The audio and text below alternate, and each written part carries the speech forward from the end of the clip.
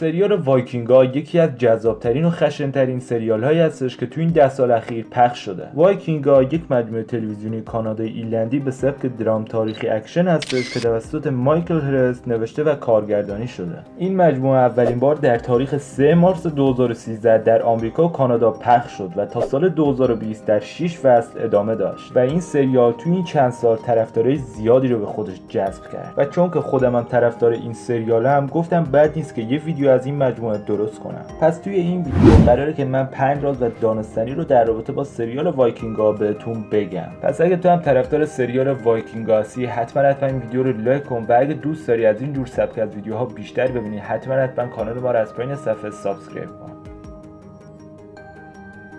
اولین مورد رو با کاترین ونیک بازیگر نقش لاگرتا شروع میکنم.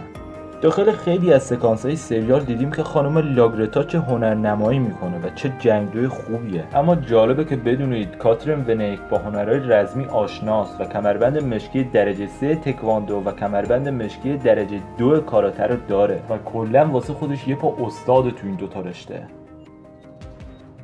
شماره دوم، یکی از رازهایی که هیچ وقت هیچ کس ندونسته در مورد این سریال این بوده که ابتدا سریال وایکینگ‌ها یه فیلمنامه در مورد کینگ آلفرد بوده. اوایل کار این سریال سازنده سریال وایکینگ‌ها مایکل هرست در مسابقه گفته که من یه فیلمنامه در رابطه با آلفرد بزرگ نوشتم که چطوری مقابل وایکینگ‌ها ایستادگی کرده. اما بعد اون گفت که زمانی که متوجه شدم خیلی از چیزایی که در مورد وایکینگ‌ها میدونستم اشتباه بودن شگفت زده شدم. همونطور که گفتم کارگردان این سریال می‌خواست که در رابطه با پادشاه آلفرد یه فیلمنامه بنویسه و یه جورای وایکینگ ها رو بدنام کنه.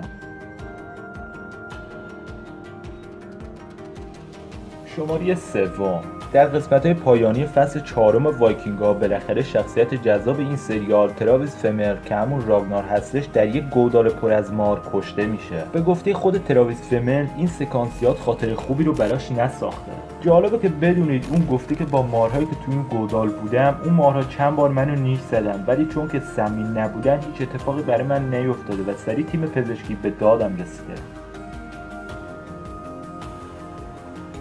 شماره 4، یکی از رازهایی که طرفداران این سریال در رابطه با فصل 3 وایکینگ‌ها نمیدونن این بوده که در فصل 3 تمامی نبردها یه جورای واقعی بوده، نه اینکه بزنن همدیگر رو بکشن. منظور از واقعی بودن استفاده نکردن از تکنولوژی CGI هسته.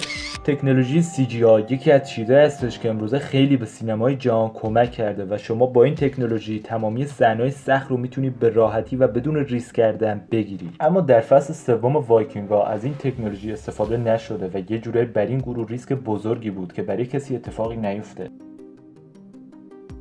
شماره 5، یکی از جالبترین چیزایی که از این سریال میشه گفت رقم مبلغی هستش که برای فصل اول این سریال خرج شده. اگه نمیدونید استودیوی سازنده هر فیلم و سریالی برای ساختن فصل اول مبلغ زیادی رو خرج نمیکنن مگر فصل اول به موفقیت برسه و فروش خوبی داشته باشه. اما مثل اینکه برای سریال وایکینگ‌ها فرق میکرده. در سال 2013 برای فصل اول این سریال بیش از 40 میلیون دلار خرج شده. برای اینه که میگم سریال وایکینگ‌ها فرق میکرده. اینم از این ویدیو. مرسی که تا آخر ویدیو تماشا کردی. اگه از این ویدیو خوشتون اومد لایک ویدیو فراموش نشه و اگه از این جور سبک از ویدیوها دوست دارید بیشتر ببینید حتما کانال ما رو از پایین صفحه سابسکرایب کنید. خیلی دوستتون دارم و تا ویدیو بعدی خداحافظ.